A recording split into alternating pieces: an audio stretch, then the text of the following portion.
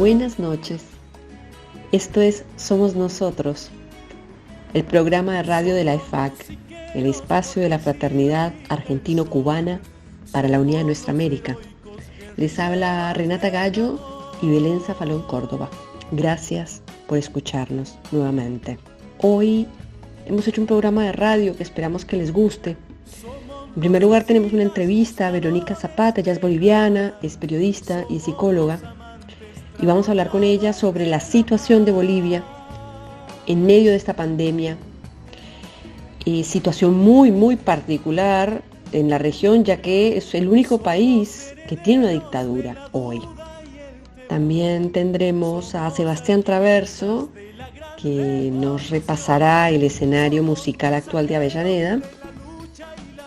Está Pablo Rossi, investigador de la UBA, que nos va a contar sobre su experiencia como partícipe de intercambios de investigación con Cuba.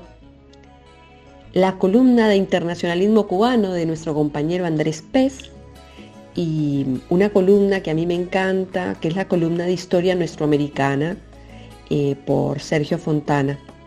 Hoy Manuel Belgrano. Esto es Somos Nosotros. Somos la esperanza dibujada en la pared. Estamos al aire con Verónica Zapata, ella es periodista y psicóloga boliviana. Verónica, ¿cómo estás? Muchas gracias. Hola, ¿cómo estás? Bien, gracias. Escribiste una nota hace unos días sobre lo que está pasando en Bolivia en el marco de esta pandemia. Nos quedamos sumamente preocupados y por eso te estamos llamando para que nos cuentes cuál es este informe que has elaborado. Bueno, mira, en Bolivia en este momento ha colapsado el sistema sanitario de Beni y de Santa Cruz. Es inminente ya el colapso de Cochabamba y La Paz. El país en este momento se dirige a un colapso absoluto a nivel sanitario, sin ningún tipo de contención de parte del Estado, ¿no? No hay ningún plan de contención para poder frenar el avance de los contagios. En estos 3 meses que ha tenido Bolivia de cuarentena, ya van más de 100 días de cuarentena desde el 22 de marzo, que se había establecido la cuarentena. Ese tiempo el gobierno de facto no lo utilizó como corresponde para abastecer y fortalecer el sistema sanitario de Bolivia. Bolivia no cuenta ni siquiera con los insumos básicos como son los respiradores, ¿no?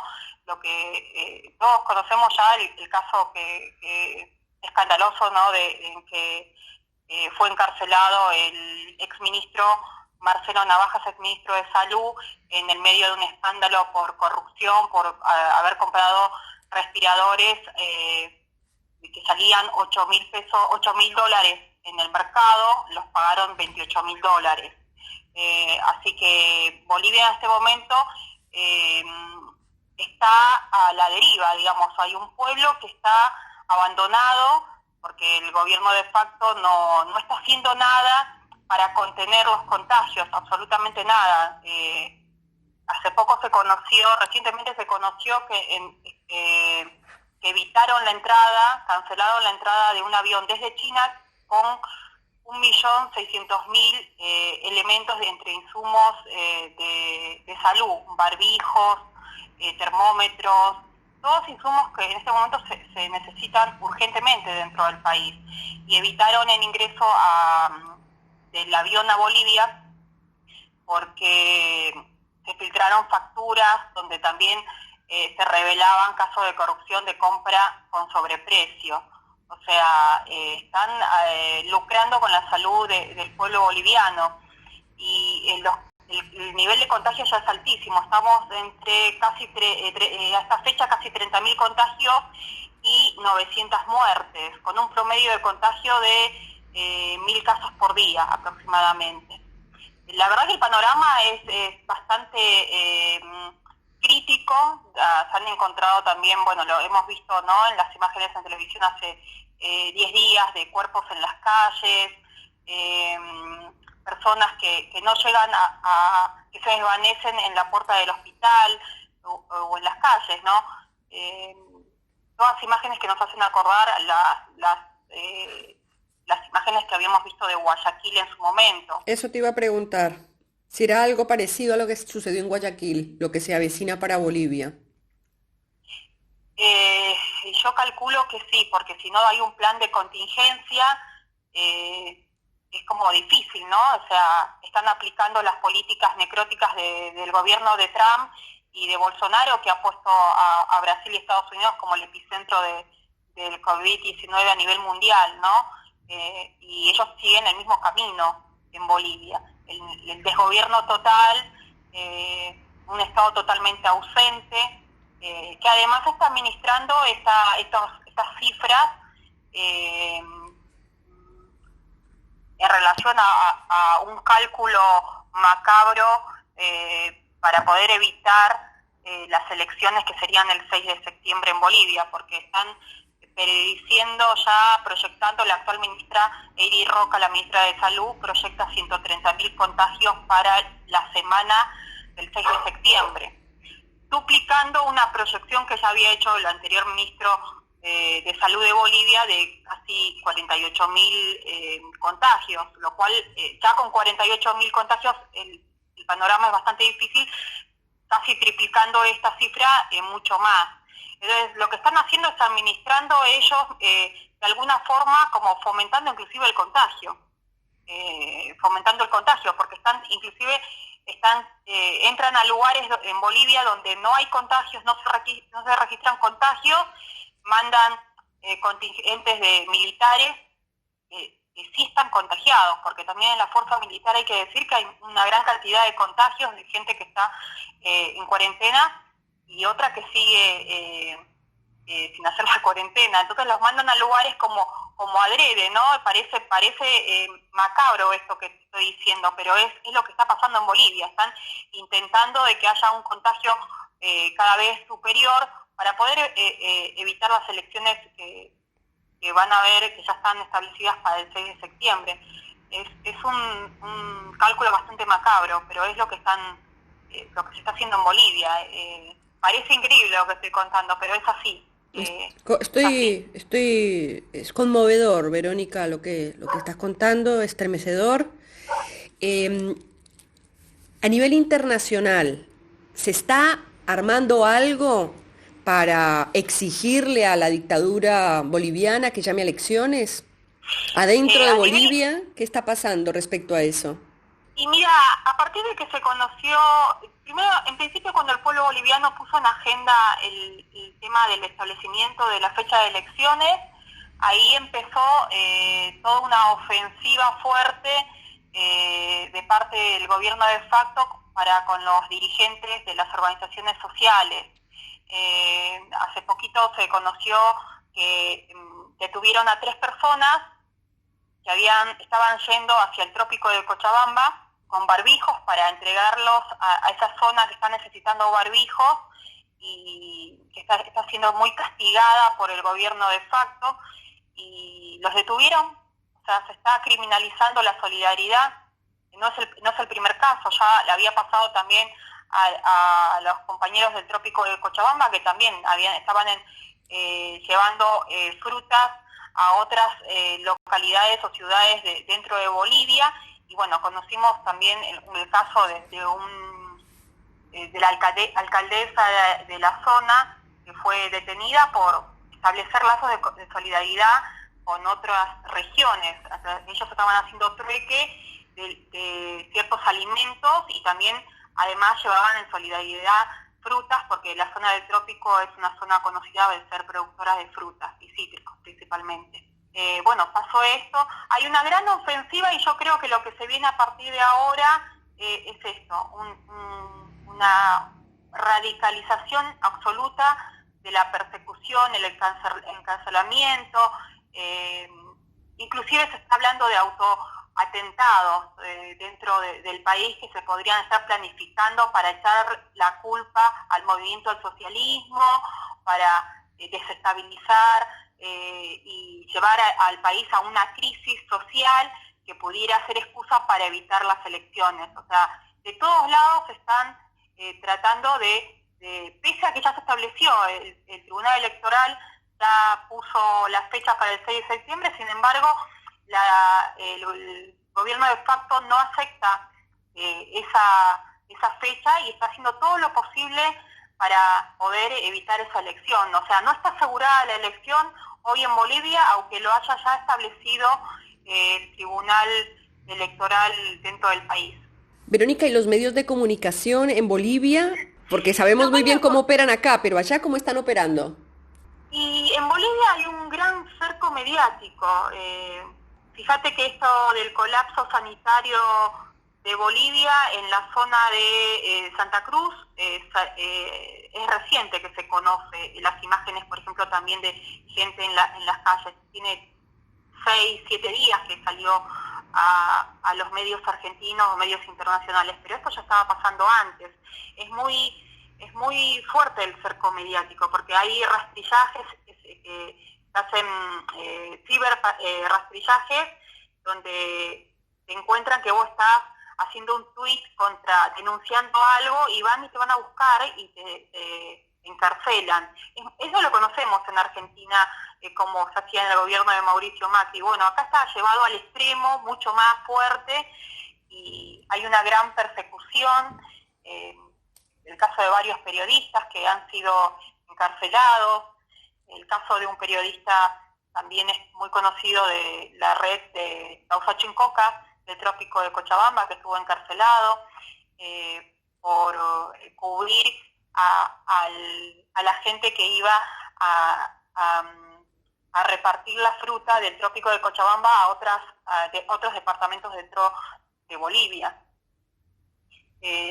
Lo que hay es prácticamente un cerco mediático, un blindaje al golpe de Estado que no permite que salga la información afuera. Es muy difícil que los medios internacionales inclusive puedan tener acceso a esa información, porque si no es por un Twitter o algo que denuncian los militantes dentro de Bolivia, todos los medios están, como fue en la dictadura del 70 acá en la Argentina, son funcionales al gobierno de facto.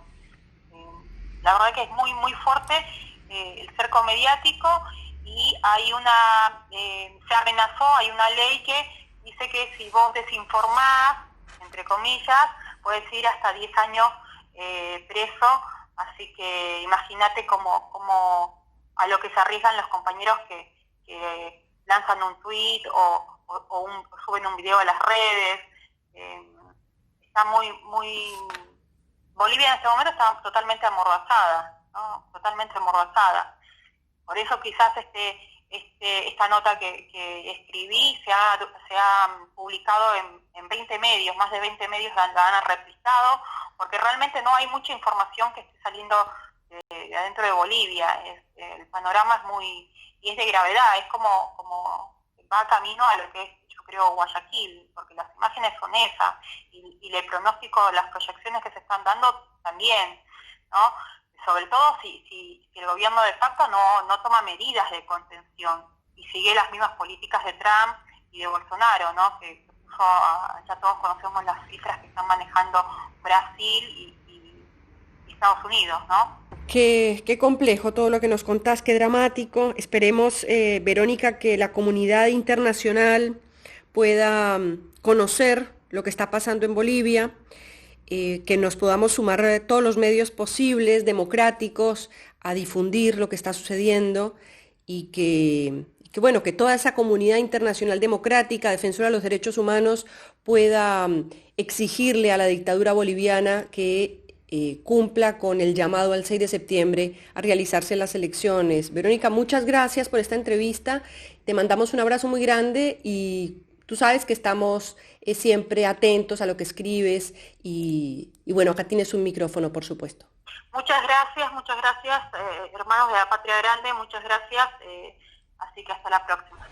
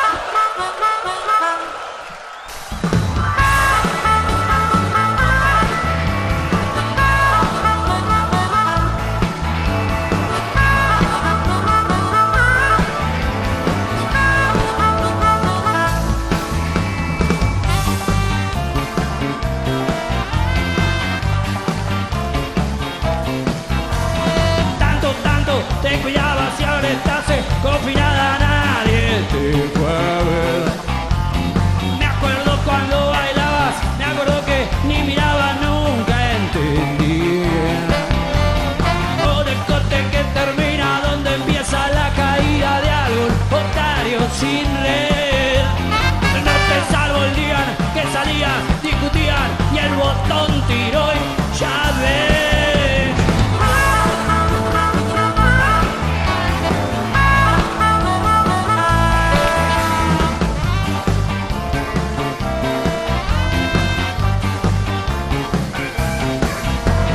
Cemento caliente al piso, rosa la pared que te hizo aullar como un bebé. Jubilados de un derecho que cortaron como le echó el techo hizo caer. Solos y otra vez sin nada, después de haber dado entradas y salida a la vejez. Retumba en la vela, los muchachos y la bandera a la carga otra vez.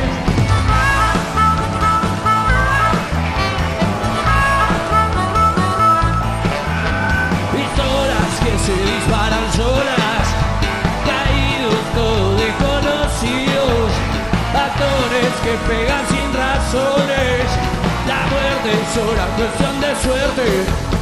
Pistolas, caídos, desconocidos, actores,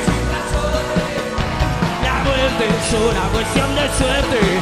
Es así, no hay más que hablar, te vas a leer por donde no esperaste. Es así, no hay más que hablar, te vas a leer por donde no esperaste.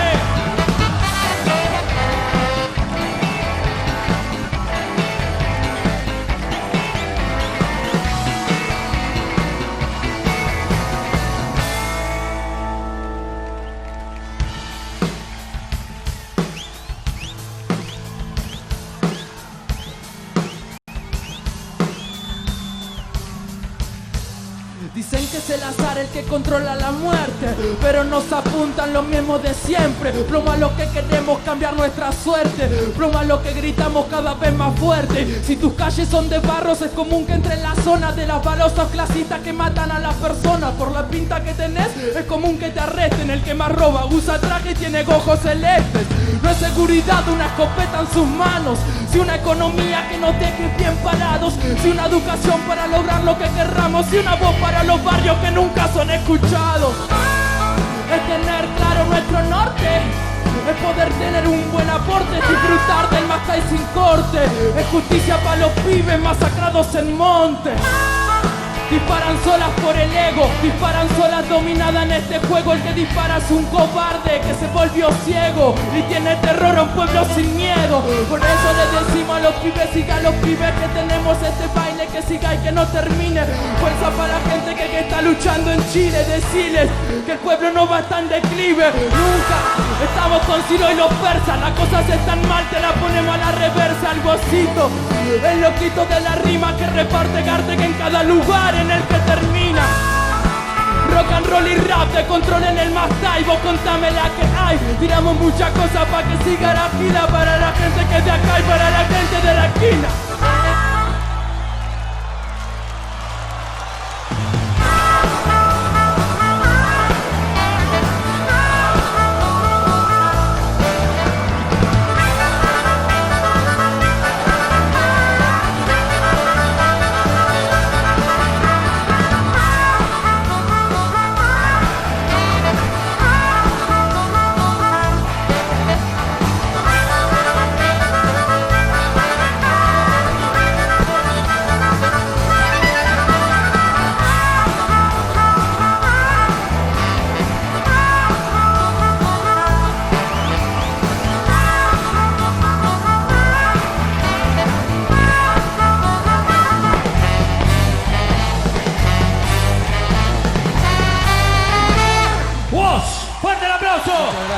Gracias a ustedes.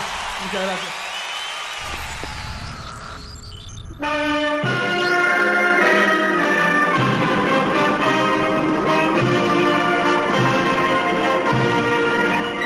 Hola amigues, esta es una nueva columna de internacionalismo cubano en Somos Nosotres, programa de radio de la EFAC, el espacio para la fraternidad argentino-cubano por la unidad de nuestra América.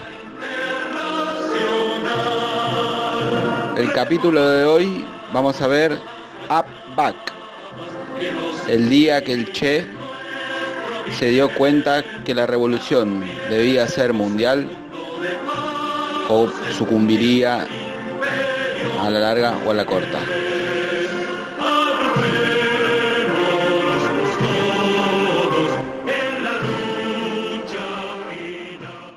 Los 12 del mediodía en La Habana, Cuba. 9 de la mañana en Vancouver, Canadá. 15 de enero de 1963. El Che amanecía en su oficina. Había dormido esa noche en el Ministerio de Industria.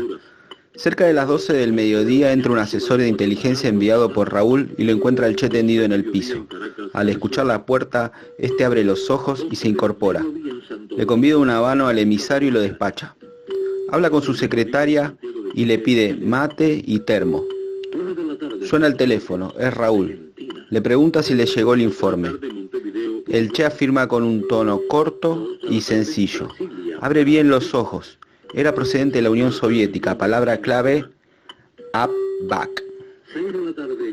El informe habla de un episodio ocurrido hace 13 días en Indochina, Vietnam del Sur, el 2 de enero de 1963.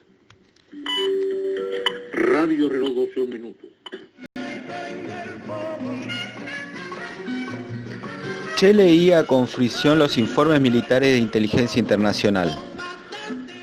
Buscaba estar al tanto permanentemente de la actividad geopolítica.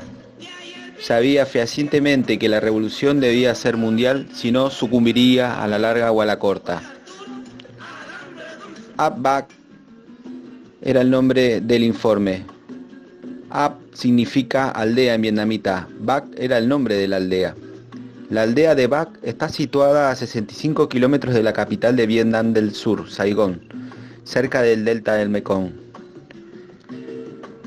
Desde 1960 Estados Unidos estaba enviando asesores y material bélico a Vietnam del Sur. Durante 1962 la estrategia imperialista había tenido éxito. Consistía en identificar las zonas donde había actividad guerrillera y armar operaciones combinadas con tropas helitransportadas y columnas de blindados. Esta táctica exitosa obligó a los guerrilleros a refugiarse en las montañas y en el delta del Mekong, lugares de difícil acceso para las tropas gubernamentales. A finales de 1962 los servicios de inteligencia habían detectado emisiones de radio provenientes de APBAC. Los asesores de Estados Unidos planificaron la operación para principios de 1963. Duc Tang era el nombre de la operación. Se calculaba que en la aldea había una compañía de guerrilleros de 120 combatientes. Se iban a usar 10 helicópteros de transporte, 5 helicópteros artillados y 13 vehículos de tropas blindadas. La idea era rodear la aldea y dejar un corredor por donde los guerrilleros puedan escapar. Un corredor llano, sin obstáculos para la visión. Cuando los guerrilleros intentasen escapar por el corredor, la artillería y la fuerza aérea los batirían en su retirada. Esperaban que los guerrilleros, al ver el despliegue de tropas, los helicópteros y los blindados, escapen como lo habían hecho hasta ahora, en estos 2 últimos años de combate. Pero no fue así.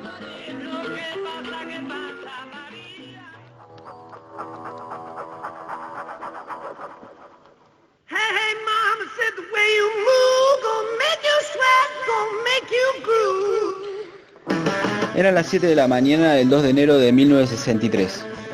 Comenzaban a llegar las tropas helitransportadas que aterrizaron al sur de la aldea. Inmediatamente recibieron fuego desde una arboleda lindante. Para apoyar a los soldados de Vietnam del Sur, el asesor norteamericano que volaba en una avioneta dirigiendo el ataque solicitó el refuerzo de tropas que se aproximaron desde el norte sobrevolando la aldea. En ese momento los atacantes descubrieron la segunda compañía de guerrilleros que reforzaba el lado norte.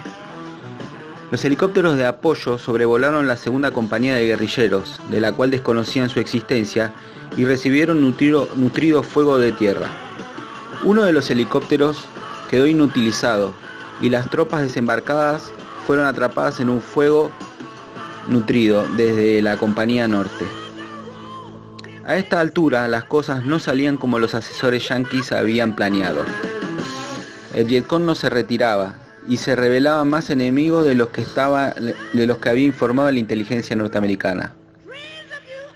Se ordenó a la columna de blindados que apuren la marcha para llegar en apoyo de los soldados acorralados.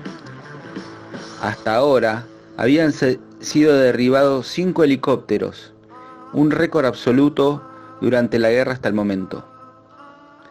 De todos modos, las posiciones guerrilleras comenzaban a ceder. Los combatientes menos experimentados se replegaban y se negaban a entrar en combate. Fue entonces cuando entró en juego la veteranía de los oficiales guerrilleros que reorganizaron a los combatientes y volvieron a sus posiciones. A las 2 de la tarde llegaron al combate los blindados. Hasta ese momento, cada vez que aparecían los blindados, los guerrilleros solían escapar. Pero esta batalla no fue la ocasión. Desprevenidos, los artilleros y conductores de los vehículos fueron imprudentes y confiados. Los guerrilleros, en lugar de huir, concentraron el fuego sobre los vehículos y los abatieron. La columna de blindados se dispuso entonces para realizar una carga. Comenzaron la embestida pensando que esto haría huir a los guerrilleros.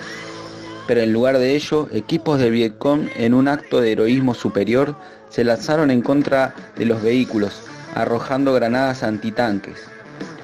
El grupo fue abatido completamente, pero las granadas lograron impactar en 3 objetivos, poniéndolos fuera de combate.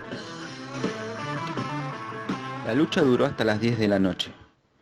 Fue entonces cuando los guerrilleros, aprovechando la oscuridad, rompieron el cerco y huyeron de la aldea.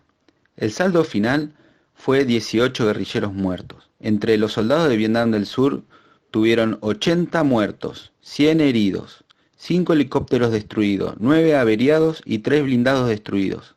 También hubo muertos en los asesores norteamericanos. 3 de ellos fueron abatidos y 8 gravemente heridos. A raíz de este hecho, Estados Unidos toma la decisión de involucrarse definitivamente en la guerra con el envío de más tropas y material bélico. Este era el hecho fundamental que informaba el servicio de inteligencia soviético. El Che terminó de leer el informe y sacó rápidas conclusiones. Si era posible organizar en varios lugares del mundo grupos de guerrilleros bien armados, con buenas armas y una moral alta, obligaría al imperialismo yanqui a desparramarse por el globo y poner al límite sus recursos bélicos. Era necesario crear 2, 3, muchos Vietnam. Esto indica, sin embargo, que la situación se vuelve incontrolable para las fuerzas opresoras en Vietnam del Sur. Y los compañeros del Frente de Liberación lo han dicho claramente. Hay 3 caminos. Este actual, de utilizar tropas naturales de Vietnam del Sur y solamente un equipo especial de asesores en la lucha, en la represión y en la tortura, va indicando rápidamente la imposibilidad de mantenerse. Y se presenta la alternativa de pasar a la invasión directa de Vietnam del Sur y a la utilización masiva de fuerzas expedicionarias yanquis. Naturalmente que eso hará más dura la lucha, pero también hará más clara la lucha para todo el mundo.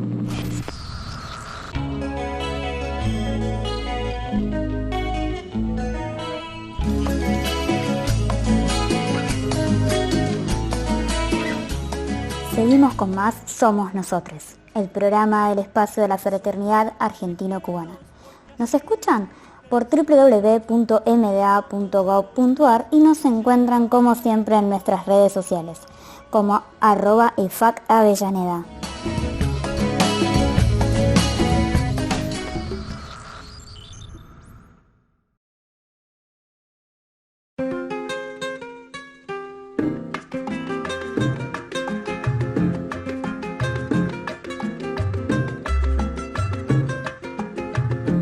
Aquí pensaban seguir ganando el 100% con casas de apartamentos y echar al pueblo a sufrir y seguir de modo cruel contra el pueblo conspirando para seguirlo explotando, y en eso llegó Fidel y se acabó la diversión.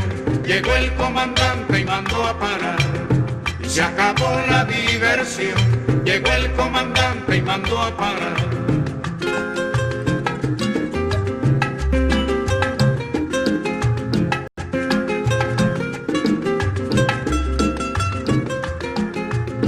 Aquí pensaban seguir, tragando y tragando tierra, sin sospechar que en la sierra se alumbraba el porvenir, y seguir de modo cruel la costumbre del delito, hacer de Cuba un garito, y en eso llegó Fidel. Y se acabó la diversión, llegó el comandante y mandó a parar. Y se acabó la diversión, llegó el comandante y mandó a parar.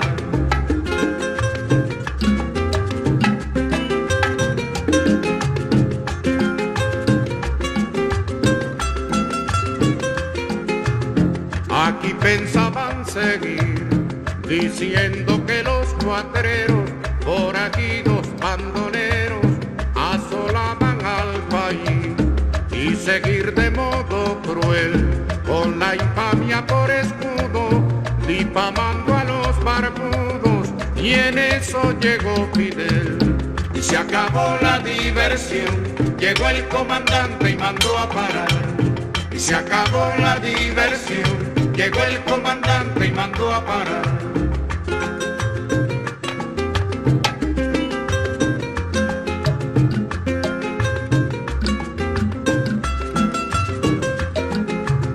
Aquí pensaban seguir, jugando a la democracia, y el pueblo que en su desgracia se acabara de morir, y seguir de modo cruel, sin cuidarse ni la forma, con el robo como norma, y en eso llegó Fidel. Y se acabó la diversión, llegó el comandante y mandó a parar. Y se acabó la diversión, llegó el comandante y mandó a parar. Muy bien, escuchábamos a Carlos Puebla en esta hermosa canción que se llama Y en eso llegó Fidel. La canción dice, bueno, lo que Fidel detuvo, ¿sí? Detuvo esa forma de vida, de explotación del pueblo, pero a veces nos olvidamos de que Fidel fue un gran creativo, y tal vez un aspecto poco conocido de Fidel Castro es su gran estima del conocimiento científico puesto al servicio de la solución de los problemas del pueblo. Un aspecto sí muy conocido de Cuba es su gran trayectoria en el área de la salud. Son conocidos los contingentes que año a año la isla envía a socorrer a distintos estados, sean estos ricos o pobres, en aspectos sanitarios de relevancia, como fue por ejemplo el caso de los médicos cubanos que fueron a Italia en medio de la pandemia del COVID-19. Esa escuela de medicina es ejemplo en el mundo, aunque no se la reconozca, se la denoste. Sin embargo, es poco conocido el sistema científico cubano que respalda y complementa y apoya las misiones de médicos y médicas cubanos y cubanas.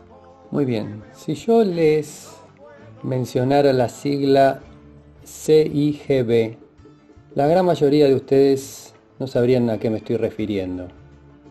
La sigla CIGB significa Centro de Ingeniería Genética y Biotecnología. Es un instituto dedicado a la manipulación del ADN, a la creación de vacunas, a la investigación básica en distintos aspectos de relevancia en salud pública. Este instituto fue fundado el 1 de julio de 1986 y fue fundado por Fidel Castro. El instituto ha cumplido 30 años en el año 2016, un año muy particular para Cuba. Destaco el año 2016 porque me parece que fue el año en que mejor relación tuvieron los Estados Unidos con Cuba, ya que se cumplía el primer aniversario de la reapertura de la embajada yanqui en La Habana. Hacía 2 años se habían recuperado su libertad los 5 héroes y ya estaban en la isla, y se dio la reunión entre Raúl Castro y Obama. Esta reunión cumbre disparó ondas expansivas en todas direcciones y el ámbito científico no fue ajeno a ellas. Para entender de lo que vamos a hablar, es importante, nos vamos a enfocar en una patología que muchos y muchas de ustedes deben conocer y bueno, lamentablemente también padecer, que es la diabetes. La diabetes es una desregulación del control del azúcar en sangre principalmente, y eso trae aparejado una serie de problemas generales, entre los que se encuentran la disminución de la circulación en los dedos de los pies, para decirlo rápidamente. Esa circunstancia hace que se pierda sensibilidad y se puedan producir lesiones, que el paciente no lo note, que la lesión avance, que esa lesión se infecte, se gangrene y avanzando en el tiempo, la única solución que no compromete la vida del paciente es la amputación.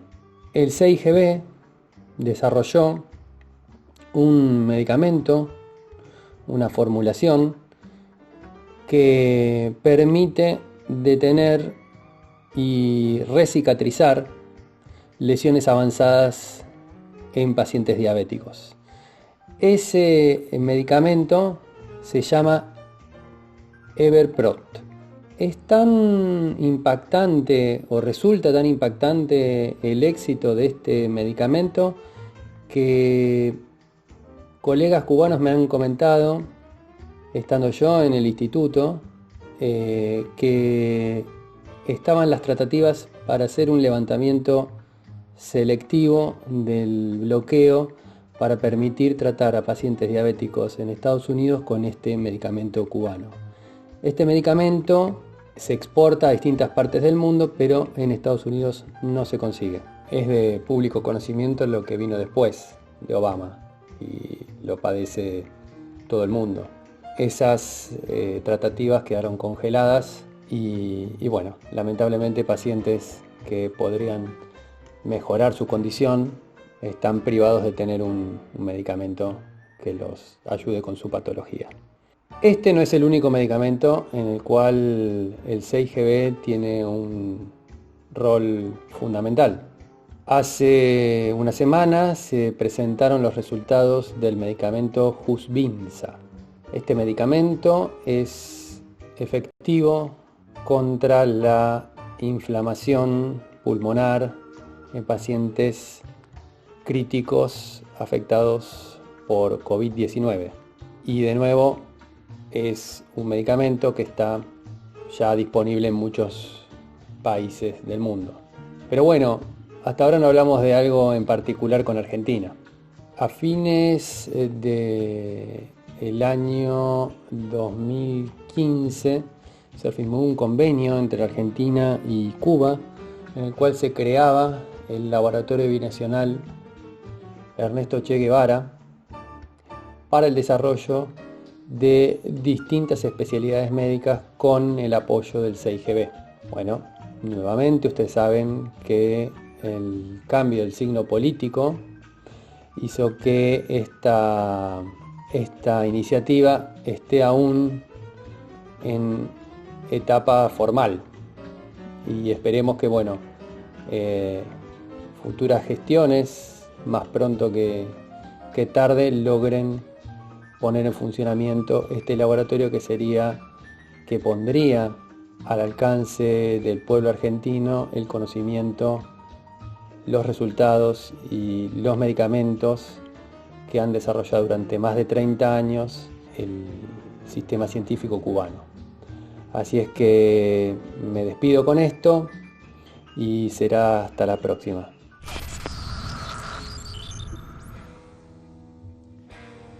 Hola, soy Seba Traverso, soy músico de Avellaneda, músico de la banda Nocturama, y quería contarles una situación muy particular que se da en nuestra ciudad, y es que hay una gran cantidad de artistas, de músicos, de bandas, de proyectos, que por suerte pude compartir con ellos un ciclo que hicimos en nuestro queridísimo Bar Mutar, un ciclo Descarados, un ciclo que hicimos casi durante 3 años, y bueno, que esperemos que podamos seguir haciéndolo cuando termine todo esto. La idea de esta columna es también acercarles la música de todos esos artistas. Y bueno, y ojalá que lo disfruten. Les voy a dejar un anticipo de nuestro nuevo material de Nocturama, que se llama Canciones para Lele, que está próximo a salir en todas las plataformas digitales. El tema se llama Estadio Vacío. Y bueno, espero que les guste. Gracias.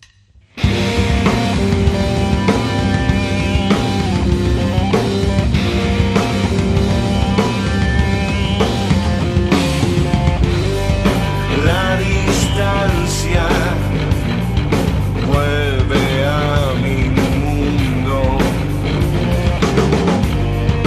consecuente en realidad.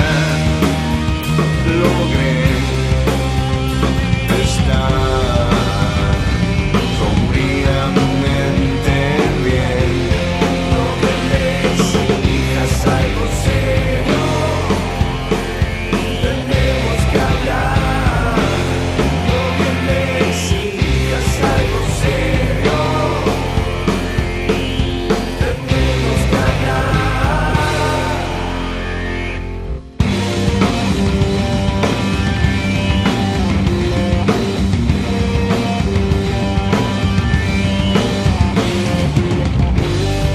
Vías malas, no, mejor fijar un rumbo. Sutilmente llegará, no sé, quizás.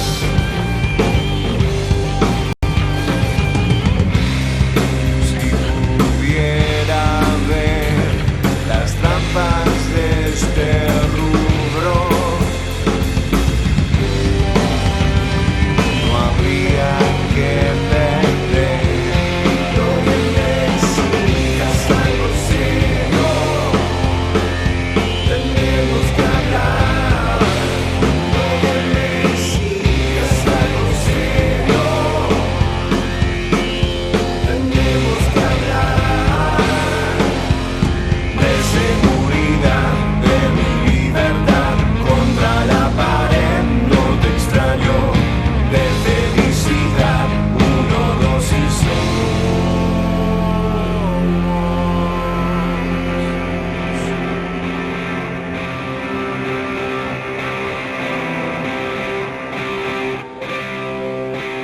deambulando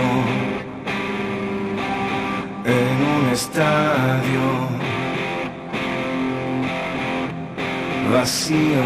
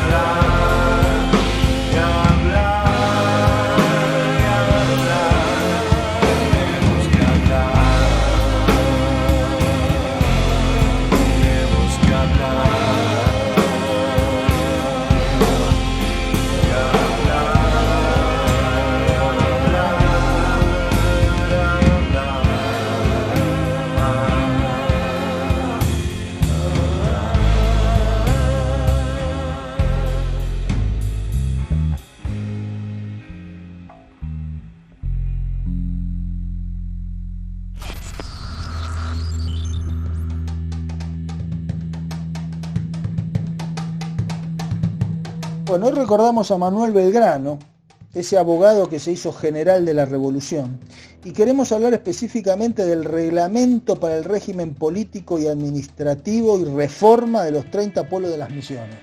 El reglamento de Belgrano, que redactó el 30 de diciembre de 1810. Pero antes de llegar a eso, queremos recordar que Belgrano empieza su actuación política en el consulado del virreinato. Como abogado va a trabajar en el consulado, desde donde va a promover la agricultura, donde va a promover la industria, donde va a promover la navegación, y todas esas ideas de desarrollo económico, de modernización económica, están muy a tono con lo que quieren los reyes de España para el Imperio Español en esa época.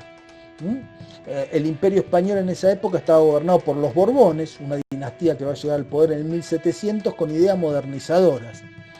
Y ellos vienen con ideas modernizadoras porque ven esto de que España tenía la vaca pero otro se tomaba la leche, como decía Eduardo Galeano en su libro Las venas abiertas de América Latina, ¿no? España tenía la vaca, significa que España tenía las minas de oro y plata de Potosí y de Zacatecas. Y que otros se tomaban la leche, quería decir que todo ese oro y toda esa plata no quedaba en España.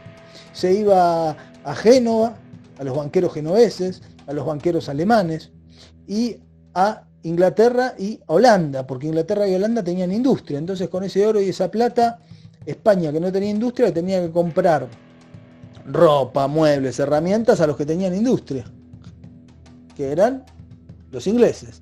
Entonces ese oro y esa plata se iba a España. Entonces los Borbones dicen: hay que modernizar España, hay que sacarla del feudalismo y llevarla a un sistema industrial, a un sistema moderno, a un sistema capitalista, para poder evitar seguir perdiendo la riqueza. Entonces en ese contexto es que Belgrano actúa en el consulado, y como funcionario del consulado él va a rechazar las invasiones inglesas que se producen. Ese es un segundo momento en la vida de Belgrano que queremos rescatar. En 1806 y 1807 los ingleses invaden Buenos Aires. En 1806 la primera invasión logran ocupar el fuerte de Buenos Aires, que es lo que hoy es la Casa de Gobierno.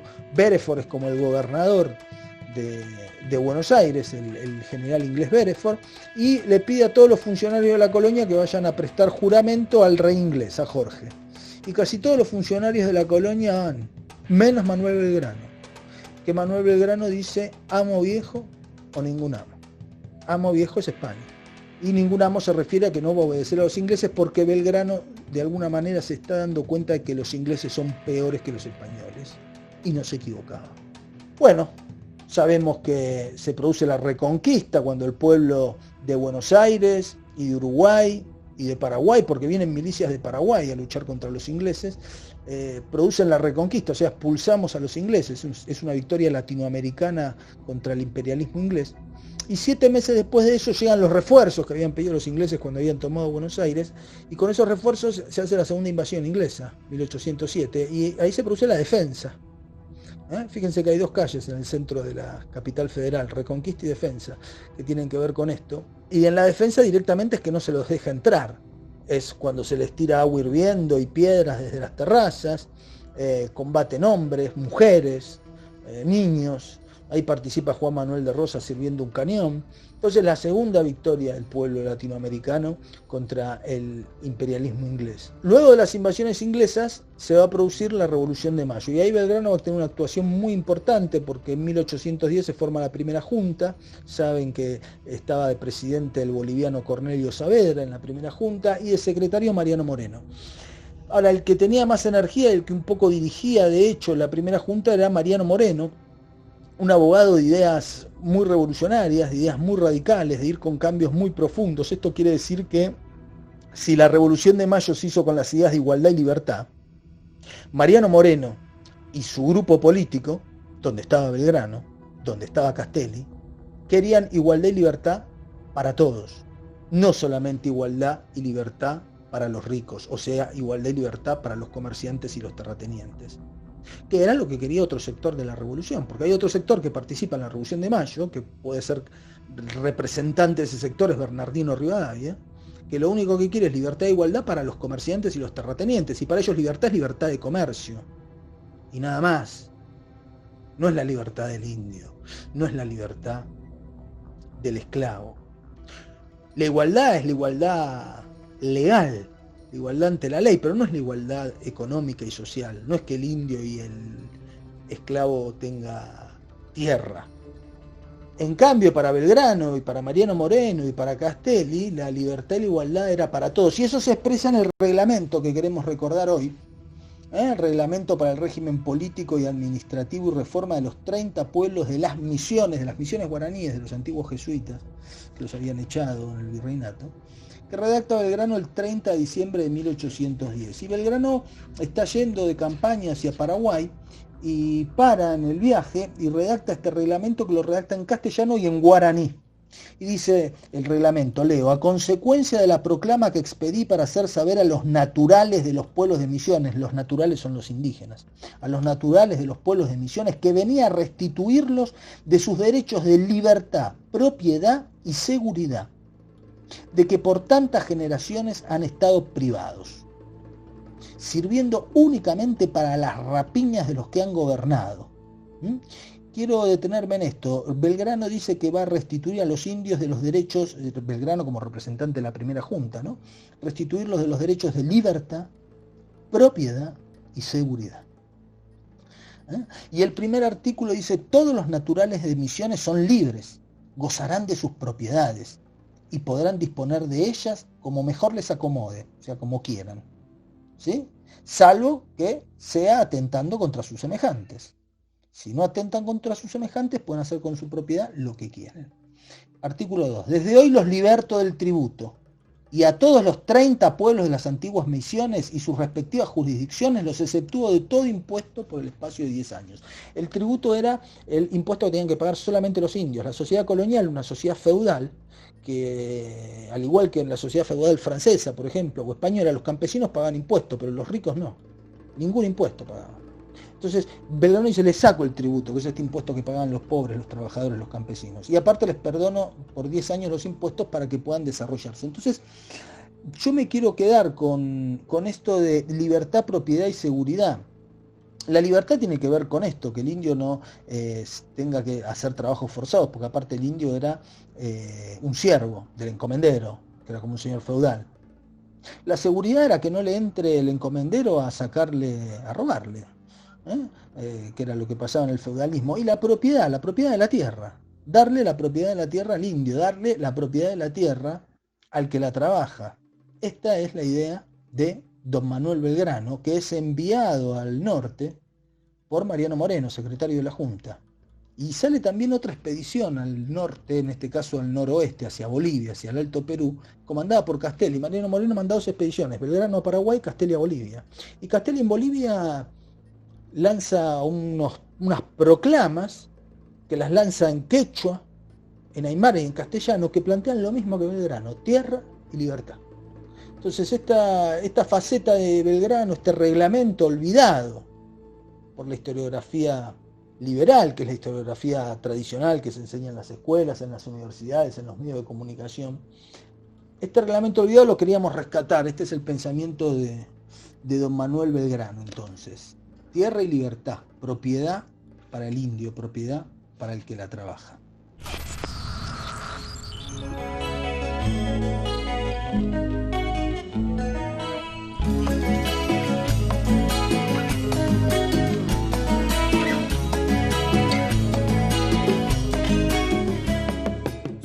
Hasta ahí fue el Somos Nosotros del día de la fecha. No queremos irnos sin antes agradecer especialmente a Cacho Araujo, payador de la Ronda, Centro Cultural de Caballito, y al investigador Paulo Rossi por su participación durante nuestro programa. Nos encontramos el próximo lunes desde las 19 horas en la radio municipal de Avellaneda, Radio A. Nos encuentran también en nuestras redes sociales, @EFAC, tanto en Twitter, Instagram como en Facebook. Somos Nosotros, el programa del espacio de la fraternidad argentino-cubana para la unidad de nuestra América. Somos alquimistas de la gran revolución, somos mensajeros de la lucha y la verdad, somos peregrinos de la amada libertad.